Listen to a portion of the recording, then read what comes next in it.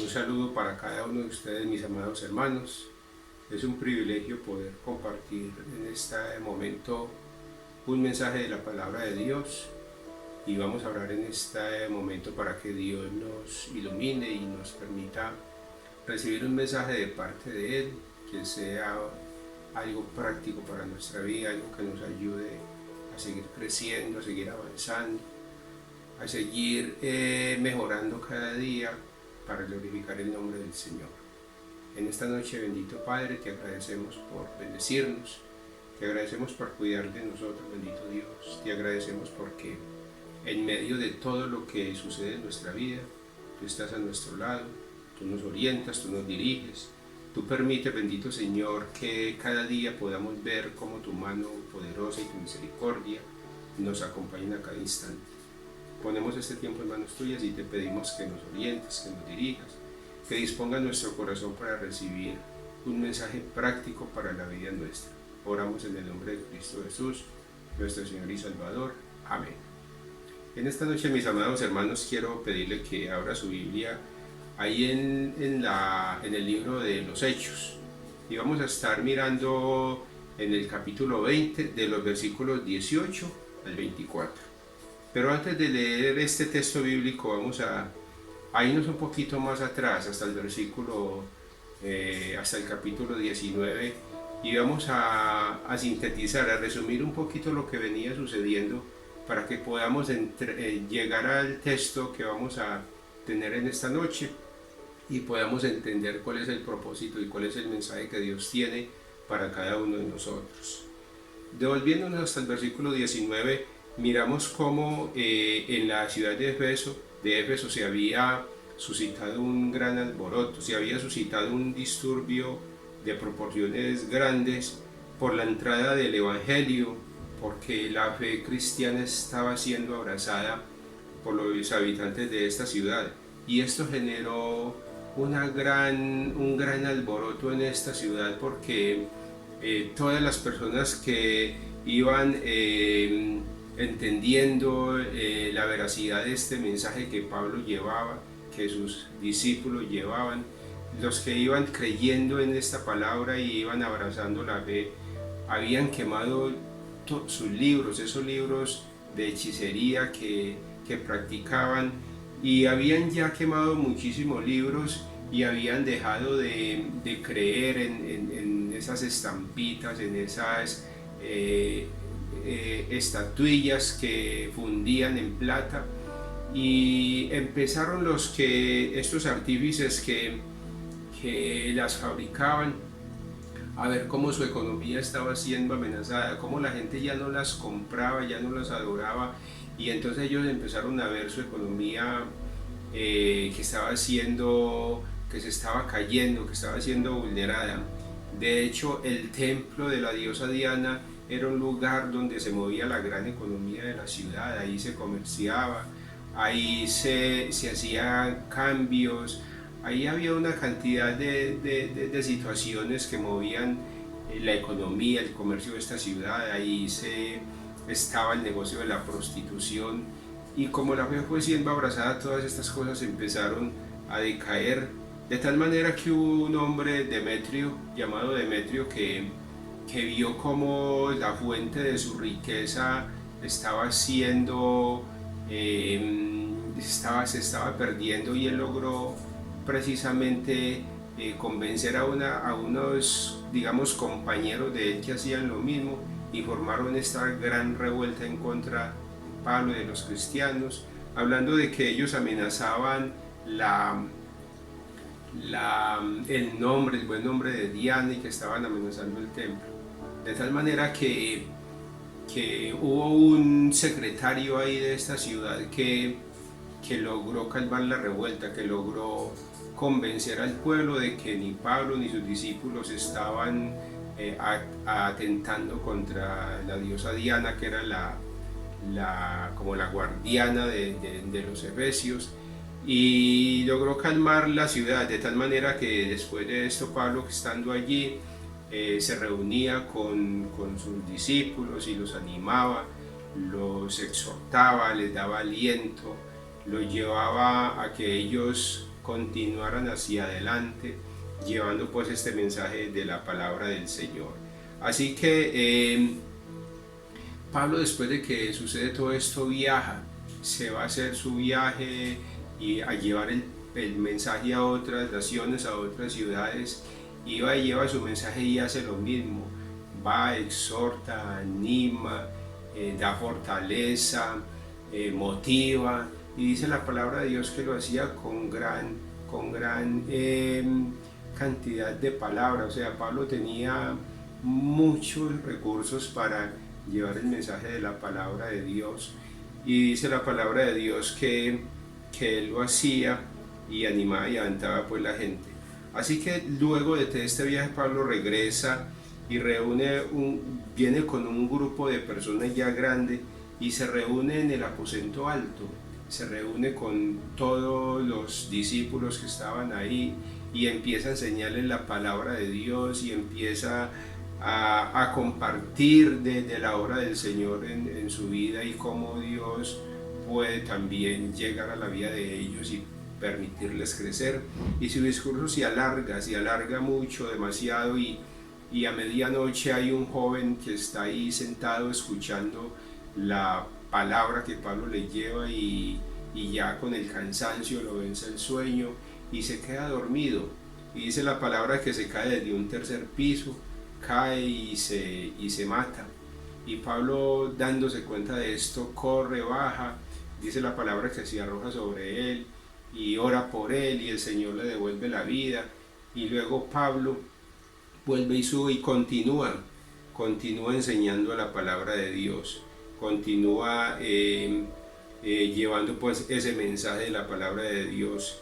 Y de ahí dice la palabra de Dios que después de terminado esto, él hace de nuevo otro viaje, y en este viaje llega a una ciudad llamada Mileto. En esta ciudad él está y él tiene un afán por llegar a Jerusalén a las fiestas de los panes sin levadura. Así que él no regresa por Éfeso, sino que él se queda en Mileto, y en esta ciudad le pide a los ancianos que están en la iglesia en la ciudad de Éfeso que vayan a Mileto a reunirse con él. Y ellos y los ancianos van a reunirse con Pablo, y allí, cuando llegan a la ciudad de Mileto, yendo de Éfeso, Pablo se reúne con ellos y comienza a hablar con ellos. Él quiere enseñarles su vida, su experiencia personal. Y este es un encuentro en que ellos tienen cargado de muchas emociones, porque Pablo se está como despidiendo de ellos. Pablo se está reuniendo con ellos y esta sería la última reunión que tendría con sus líderes, con los ancianos, con los siervos del Señor, con sus compañeros de batalla, con los que él viajó, con los que él llevó el mensaje de la palabra, con los que él lloró, con los que él oró. Entonces es una reunión cargada de muchas emociones, porque todos saben que Pablo se está reuniendo con ellos y posiblemente será la última vez que ellos puedan ver el rostro de Pablo. Y en esta reunión estos hermanos van a escuchar las palabras de un hombre, de un pastor experimentado, de un luchador por la causa del Señor Jesucristo. Y Pablo pretende transmitir su experiencia, su conocimiento, de una forma práctica. Un mensaje práctico para que estos hermanos que están ahí entiendan cómo desarrollar su ministerio pastoral. Y Pablo utiliza una pedagogía muy interesante. Él utiliza su propio ejemplo, de tal manera que les cuenta cómo él lo hizo. Y este texto, ya vamos a llegar al texto que nosotros vamos a estudiar en esta mañana. Es un texto donde Pablo les está diciendo a él cómo él hizo, cómo él desarrolló su ministerio, cómo él desarrolló su vida de servicio y cómo él, a través de su vida, su principal propósito fue glorificar al Señor. Y esta enseñanza que Pablo está compartiendo con los hermanos quedó plasmada en la palabra con un propósito que también pueda llegar a nosotros, que este consejo que Pablo le está dando a estos ancianos sea un consejo también para nuestra vida, para que nosotros también podamos entender cómo crecer en nuestra vida, cómo desarrollar nuestra vida de servicio, cómo desarrollar nuestra vida, una vida que glorifique al Señor. Así que ahora sí vamos a leer el texto en este momento para que empecemos a mirar el consejo de Pablo, que ya en este momento es para cada uno de nosotros. Dice la palabra de Dios ahí en el libro de los Hechos, capítulo 20, versículo 18 al 24. Dice: cuando vinieron a él, les dijo: vosotros sabéis cómo me he comportado entre vosotros todo el tiempo, desde el primer día que entré en Asia, sirviendo al Señor con toda humildad y con muchas lágrimas y pruebas que me han venido por las acechanzas de los judíos. Y como nada que fuese útil, he rehuido de anunciaros y enseñaros, públicamente y por las casas, testificando a judíos y a gentiles acerca del arrepentimiento para con Dios y de la fe de nuestro Señor Jesucristo. Ahora, he aquí ligado yo en espíritu, voy a Jerusalén, sin saber lo que allá me ha de acontecer, salvo que el Espíritu Santo por todas las ciudades me da testimonio diciendo: me esperan prisiones y tribulaciones. Pero de ninguna cosa hago caso, ni estimo preciosa mi vida para mí mismo, con tal que acabe mi carrera con gozo y el ministerio que recibí del Señor Jesús, para dar testimonio del Evangelio de la gloria de Dios. Ahí está ese mensaje, esa enseñanza que Pablo quiere dar a los ancianos de Éfeso. Y este es un mensaje práctico para nuestra vida, un mensaje práctico para nuestra vida. Y en este mensaje práctico vamos a ver 4 pasos importantes que nosotros debemos cultivar en nuestra vida, que nosotros debemos tener siempre presente en nuestra vida, de cómo darlos en cada momento, en cada instante, en todo lo que hacemos, en todo lo que emprendemos, para que nuestra vida pueda ser una vida como pretende Pablo, una vida que va creciendo, una vida que se va dejando moldear por la mano del Señor. Y este primer paso es la humildad, en el versículo 18 y 19. Ahí está, dice que él servía al Señor con toda humildad. Hermanos, la humildad es uno de los primeros pasos que el cristiano debe dar. De hecho, cuando nosotros no conocemos al Señor, el Señor pone en nosotros humildad para que nosotros podamos reconocer que necesitamos de Él, que necesitamos que Él esté en nuestra vida, que Él esté dirigiendo nuestra vida, que Él esté llevando nuestra vida de acuerdo a su propósito. Así que necesitamos, mis hermanos, cultivar la humildad en nuestra vida. Pero nosotros podemos tener muchas definiciones de humildad. Nosotros podemos, y de hecho sabemos y podemos encontrar muchas definiciones de humildad, pero realmente, ¿qué es la humildad? Porque a nosotros muchas veces nos da mucha dificultad de cultivarla, porque a pesar de tener muchas definiciones, no sabemos cómo llevarla a nuestra vida práctica. Colosenses, en el capítulo 3, el versículo 12, nos da unos pasos muy importantes que, puestos en práctica, nos permiten precisamente cultivar la humildad. Estos pasos son un abono muy especial que, puesto en nuestro corazón, nos van a permitir cada día llevar ese paso firme de la humildad en nuestra vida. Dice en Colosenses, la palabra dice: vestíos pues como escogidos de Dios, santos y amados, de entrañable misericordia, de benignidad, de humildad, de mansedumbre, de paciencia. Y hay una cosa muy interesante acá en el versículo 13, dice: soportándoos unos a otros. ¿Qué es soportar? Literalmente soportar es cargar. Soportar es poder recibir peso encima y tener la capacidad de sostenerlo. Y la palabra de Dios nos está diciendo eso, que debemos soportarnos unos a otros.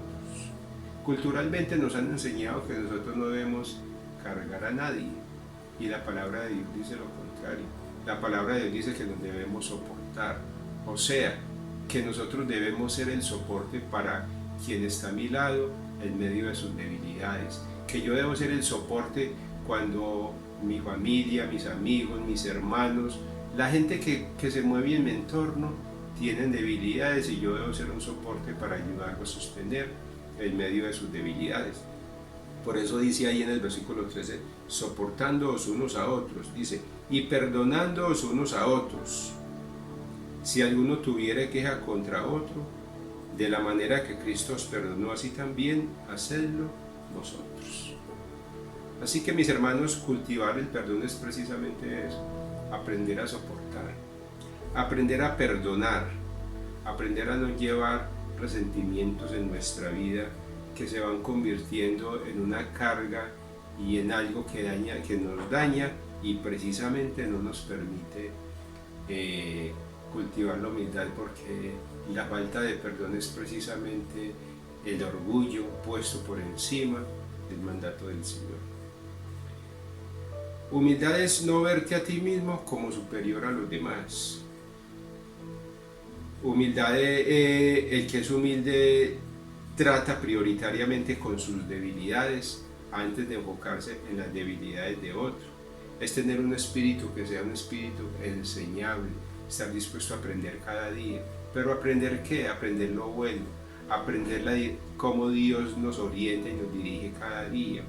Es ser enseñable, es aceptar que la crítica que viene a mi vida es una oportunidad de mejora.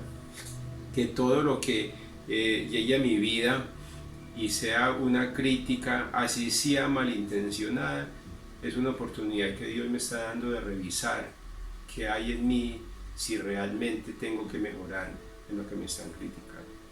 El segundo paso que vemos aquí es que Pablo era un siervo incondicional. Pablo era un hombre que no se reservaba nada. Versículo 20 dice que él no rehuía entregar todo lo que él consideraba que era útil al servicio de quienes él veía. Él no rehuía. Y la palabra de Dios dice que él no rehuía enseñar, que él no rehuía orientar. Él no tenía reservas en medio de las necesidades. Y el libro de Hechos, en el mismo libro de Hechos, en el capítulo 18:3, nos muestra cómo Pablo alternaba su trabajo personal, su profesión, con su vida ministerial. Y él lo hacía con un propósito, él lo hacía para cubrir los gastos que surgieran durante sus viajes. Él mismo decía que él procuraba no ser gravoso para los hermanos. Este versículo 20 del capítulo 20 del libro de Hechos dice que él no se guardaba nada para sí. Si alguien tenía necesidad, él estaba dispuesto. El texto habla de enseñanza, pero la enseñanza de Pablo implicaba que él tenía que invertir sus propios recursos para hacer sus viajes. Dice la palabra de Dios que él iba de casa en casa y él tenía que invertir tiempo, recursos y aún su mismo cansancio físico.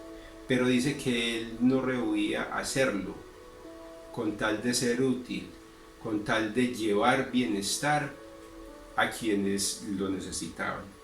Un paso importante para nosotros, porque a veces nosotros pensamos muy en sí mismos, vivimos muy ensimismados, vivimos muy pendientes de nuestras propias necesidades y aún buscamos que nos las suplan. Pero el Señor nos enseña que nosotros debemos buscar suplir las necesidades de nuestros hermanos, de nuestro prójimo, de quienes viven cerca de nosotros. Y es una cosa importante que nosotros entendamos, que cuando nosotros ponemos la necesidad de nuestra familia, de nuestros hijos, de nuestra esposa, de nuestros seres queridos, de nuestros hermanos, Dios no es ciego, Él está viendo toda nuestra obra y dice la palabra de Dios que Él recompensa nuestras buenas obras, que Él nos bendice. Así que, mis hermanos, ser un siervo incondicional, servir, buscar la manera de servir, empezando por nuestra casa, en nuestra iglesia y donde el Señor nos ha colocado, es una muy buena manera de cómo Pablo nos enseña a crecer en nuestra vida personal, en nuestro desarrollo espiritual y en nuestro servicio al Señor.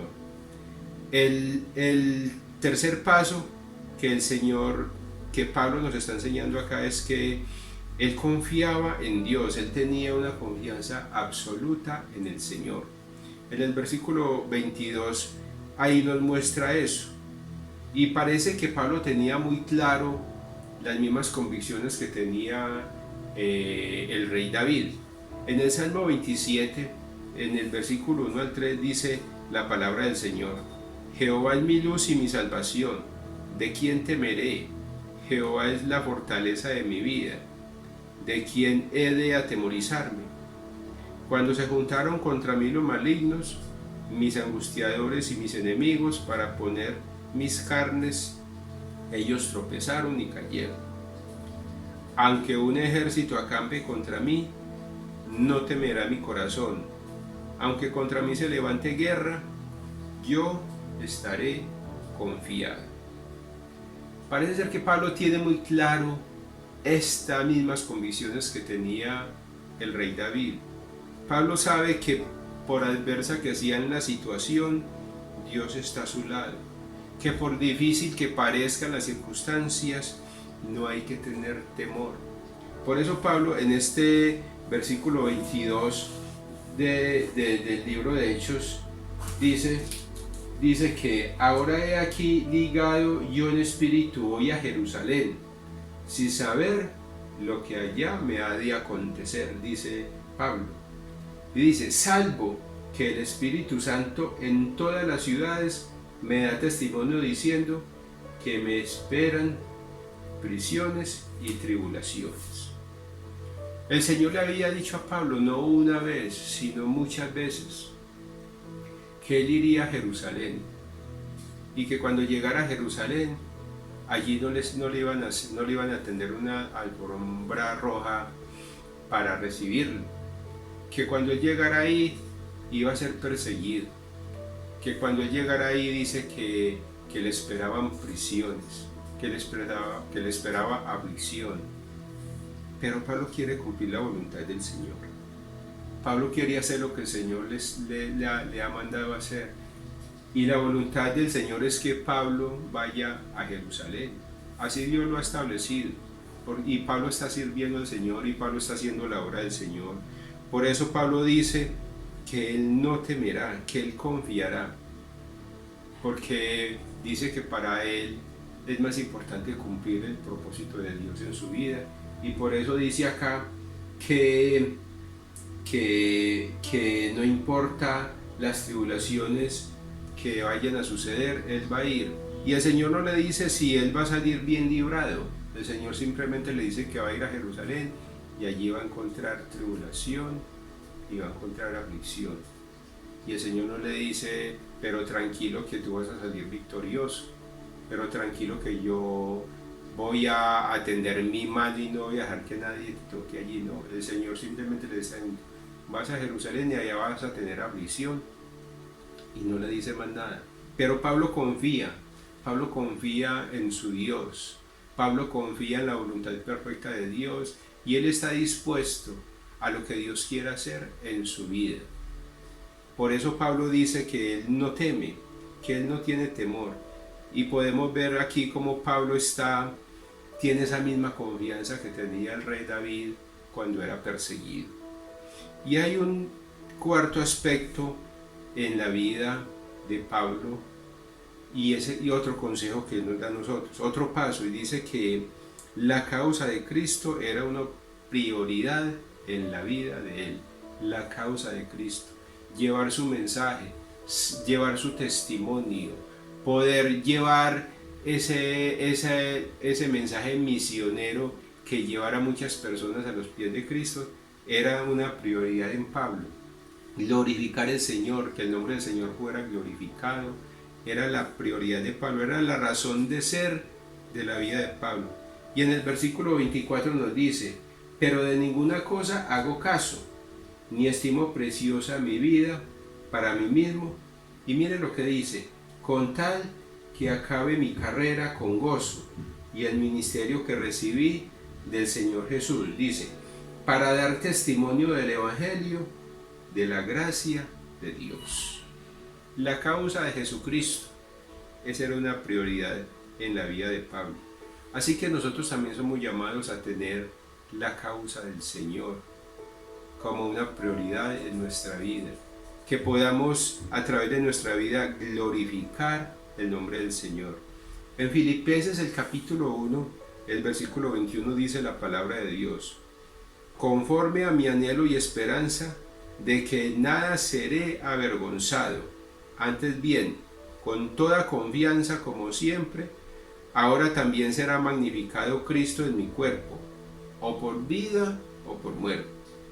Porque para mí el vivir es Cristo y el morir es ganancia. Pablo tenía claro que la razón de ser de su vida era glorificar a Cristo, era glorificar su obra redentora, era glorificar su nombre, era poner el nombre del Señor en lo más alto. Y dice Pablo, si muero el Señor será glorificado, y si vivo el Señor también será glorificado. Y dice que para él la vida, vivir, era Cristo. La razón de ser, de vivir, era Cristo para él.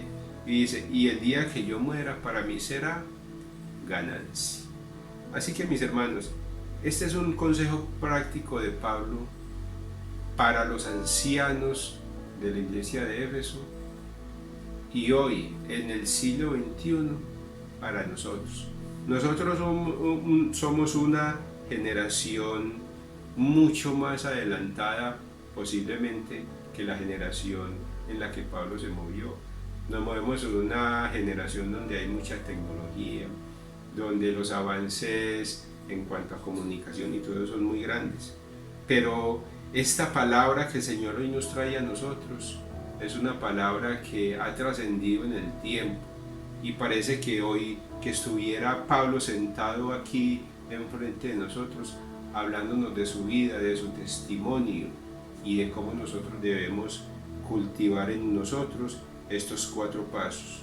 Cultivar la humildad, cultivar el servicio al Señor, porque cuando servimos al Señor, servimos a nuestro prójimo, servimos a quienes están a nuestro lado, porque este paso nos permite desarrollar una confianza plena en el Señor y nos permiten cada día orientar nuestra vida para que el centro de nuestra vida sea el Señor Jesucristo. Así que mis hermanos, el libro de Hechos nos presenta la vida y obra del apóstol Pablo, un hombre formado por Dios en humildad, en servicio, un hombre que desarrolló una confianza plena en el Señor y se formó como un gran soldado por la causa de Cristo. Y este hombre para nosotros es un modelo del obrar de Dios en una vida dispuesta para Él. Y ese mismo llamado que Pablo recibió cuando iba camino a Damasco, es ese mismo llamado que hemos recibido nosotros. Nosotros fuimos encontrados por el Señor cuando caminábamos aún en contra de Él. Así que tenemos un gran compromiso con Dios. Tenemos un compromiso con nuestra familia. Tenemos un compromiso con nuestra iglesia. Y tenemos un compromiso con todas aquellas personas que aún no conocen el Señor. Y es que a través de nuestra vida, a través de dejarnos moldear por la mano del Señor, a través de permitir que nuestro corazón sea sensible a la voluntad del Señor, podamos alcanzar esa capacidad de servir, esa capacidad de ser humildes, esa capacidad de confiar en la voluntad perfecta del Señor, esa capacidad que podamos tener de siempre tener el propósito de glorificar el nombre del Señor en nuestra vida. Eso es lo que el Señor quiere que hoy nosotros tengamos presente en nuestra vida, que podamos cada día permitir que el Señor moldee nuestro corazón, así como el Señor moldeó el corazón de Pablo, y lo llevó a ser un hombre útil en sus manos, un hombre que fue útil para la iglesia primitiva, un hombre que llevó el mensaje de esperanza y de salvación a muchas personas, un hombre que tuvo la capacidad de exhortar, de animar, de corregir, de motivar, y que estuvo dispuesto a dar su vida por la causa del Señor Jesucristo. Este es un modelo que nosotros hoy tenemos y que esperamos que el Señor nos permita poderlo llevar a nuestro corazón y que cada día pueda desarrollarse, se pueda cultivar en cada uno de nosotros. Vamos a orarle al Señor y vamos a pedirle que este sea un propósito para nosotros, que podamos cada día permitir que la mano del Señor moldee nuestro corazón y que podamos ser siervos útiles en manos del Señor, así como lo fue el apóstol Pablo. Vamos a orarle al Señor y vamos a pedirle que Él nos permita tomar este consejo de Pablo y llevar a nuestra vida y que sea una realidad en cada uno de nosotros. Señor amado, en esta noche te agradecemos por tu palabra, te agradecemos por la vida de Pablo, Dios, porque tú le tomaste, Señor, y transformaste su vida, le formaste, le moldeaste, y lo podemos ver ahora como un ejemplo de lo que tú haces en la vida de una persona que se dispone para ti.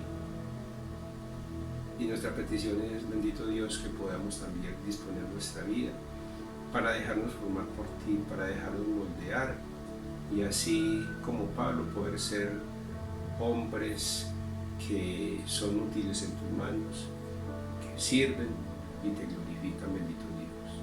Muchas gracias te damos, bendito Padre, por tu palabra, por bendecirnos y por cuidar de nosotros. Oramos con acción de gracias en el nombre de Cristo Jesús. Amén. Mis amados hermanos, Dios les bendiga. Espero que este resto de semana sea un tiempo especial para cada uno de ustedes, que puedan ver cómo la mano del Señor está ahí con ustedes, ayudándolos, sosteniéndolos, animándolos cada día, y que esa confianza que hemos depositado en el Señor cada día siga creciendo. Dios me les bendiga.